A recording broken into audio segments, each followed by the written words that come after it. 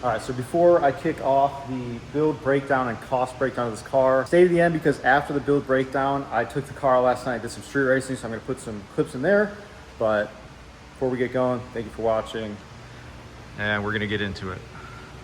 All right, boy, am I excited. So this is a video that I've been wanting to make for a long time and probably been requested over 100 times by a lot of people on Instagram. But before we get into that, I'm really excited to be doing YouTube again. So if you don't know, I used to do this full time, like 2016 to 2018. That's all I did was YouTube, and got a corporate job, made a bunch of money. But I don't know, I feel like it's fun. So I'm gonna try and get back into it. Really take it seriously this time. I have a solid platform, especially on Instagram, and really good engagement. So I'm gonna try and do more with it because I feel like I don't offer enough to the people who really want to follow this build and have supported me so far. So with that out of the way, we are going to get into the build breakdown on this car, the cost, and just, yeah, I mean, everybody wants to know how much it costs, so I'm going to get into everything.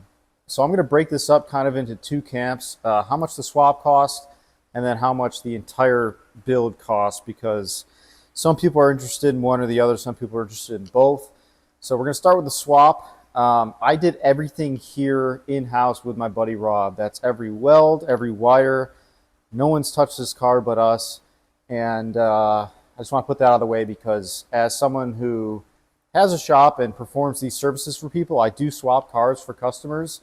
I would like to, right off the rip, say I would charge someone probably $10,000 to $15,000 in labor to do this to someone else's car.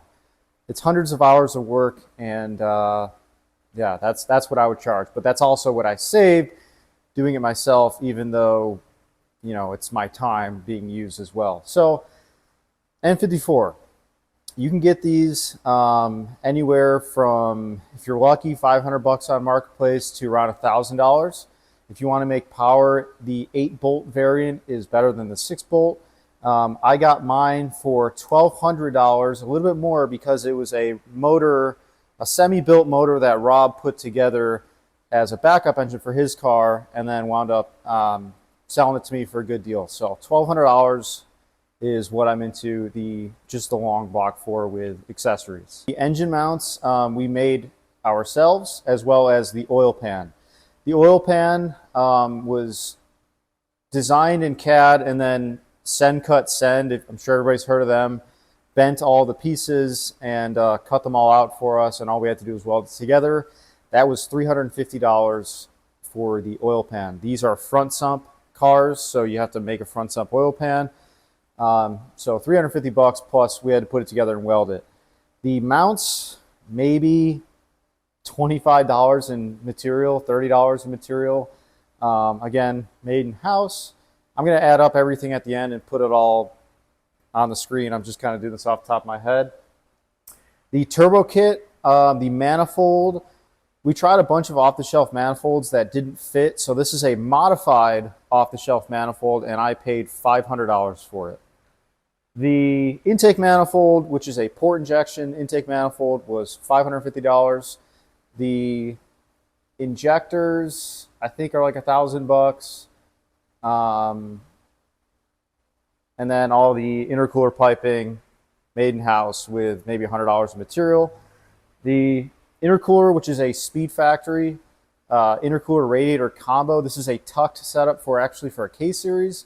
I believe this was around $1,000, maybe a little bit more, maybe $1,200.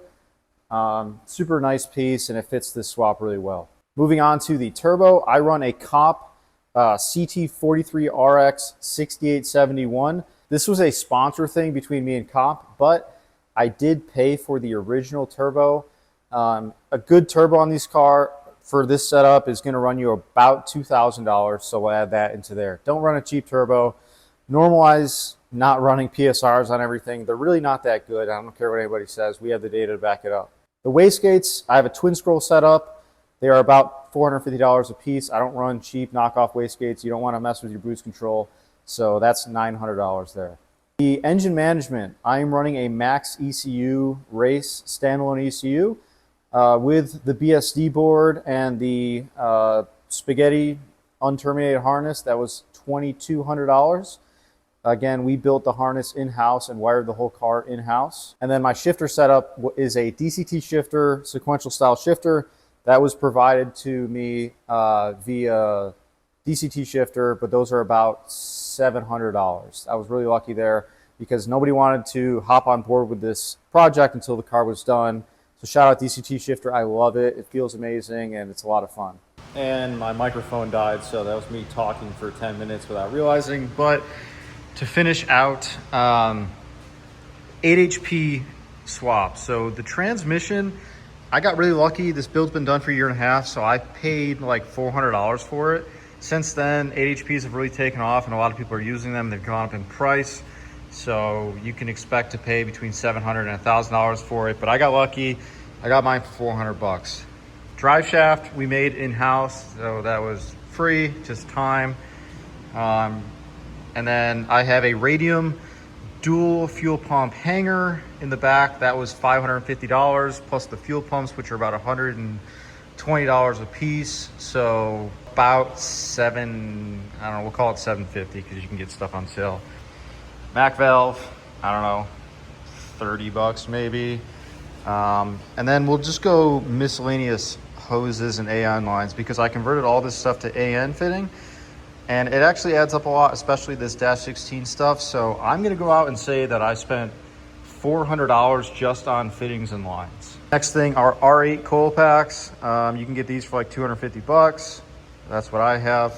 And that's really about it for the swap. If you add all that up, which I'll put the total number right here, it's really not that much if you do the work yourself, especially for a one-off swap where this is the only one in the world. To be able to spend so little and have so much performance is, I mean, everybody thinks these cost a lot, which they do. Like I said, most shops are gonna charge you probably $20,000 in labor. I would do it a little bit cheaper just because I've done it. So these swaps are expensive, but if you do everything yourself and if you learn, especially the wiring portion of it, it's really not that bad. So now we'll go over the rest of the car. K-Sport coilovers, I think were 1,500 bucks. The body kit is a Street Hunter wide body kit. That was about $7,000, $7,500 around there. These were a gift, but I've had a bunch of wheels on this car. We'll go ahead and say for wide body spec wheels, like my old T's or something, you're gonna spend about $3,500 on good wheels. The carbon trunk lip was like 200 bucks. Tail lights were $500. Headlights, I think these are around $1,000, maybe $1,100. Brakes, I have Willwood big brake kit. These are trash and I can't wait to switch them out to something better because even in the video from earlier when I was going about 160 miles an hour, I had to stand on these brakes and they do almost fucking nothing. Wrap, I'm blessed enough to have been sponsored by TawnyBot to do this, although I did pay for the previous wraps. This red, I wrapped myself with the help of a couple of buddies, so I got to save on labor by learning and doing it myself. But a typical wrap job, especially at a shop, is gonna run probably around $3,000 to $3,500.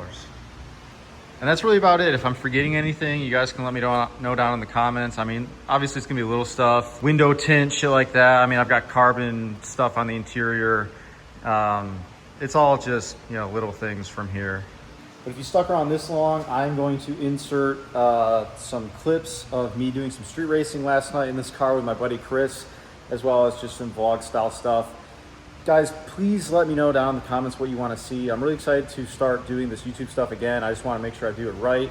I feel like I have a lot to offer, not only with this car, but just the cool stuff I do every day in the shop. So don't be afraid to leave a comment down below, even if you want to talk shit about the car. I don't care. But I appreciate you watching. It's definitely been a long time, so stay tuned. I'm going to start working on another video. I'm gonna try and do a video once a week. And we're going to go to a car meet, and I'm gonna be doing some data logs because yesterday I got with the man, Brett Willett, and we turned the car up and made it pretty spicy. So sitting probably somewhere around 800 horsepower right now. And I'm just waiting on a fuel pressure sensor for us to, if we want to go anymore, or just to make it a little bit safer. So we're gonna go do some data logs, go to this car meet, see if we can't race anybody, or I don't know.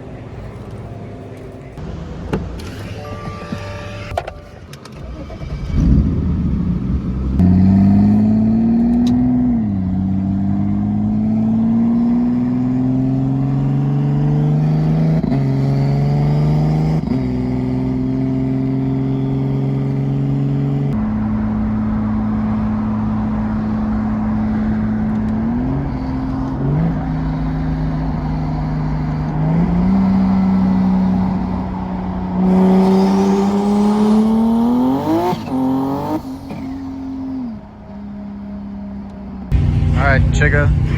Let's see the setup. So this guy wants to race me. I've been friends with Chris for a really long time, and we've never actually been able to race. So I want to talk about the setup. It still looks like a giant turd.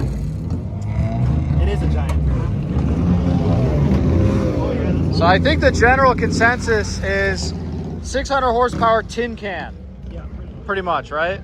It has no interior other than seats, no door panels, nothing in the back. And I think it'd be a fun run. Do you want me to turn it? Do you want me to turn my car down?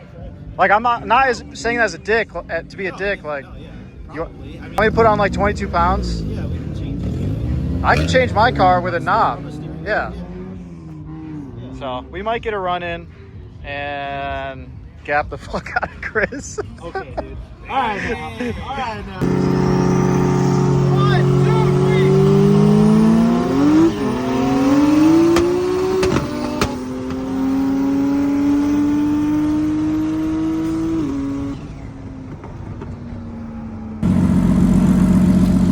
All right, post-race interview.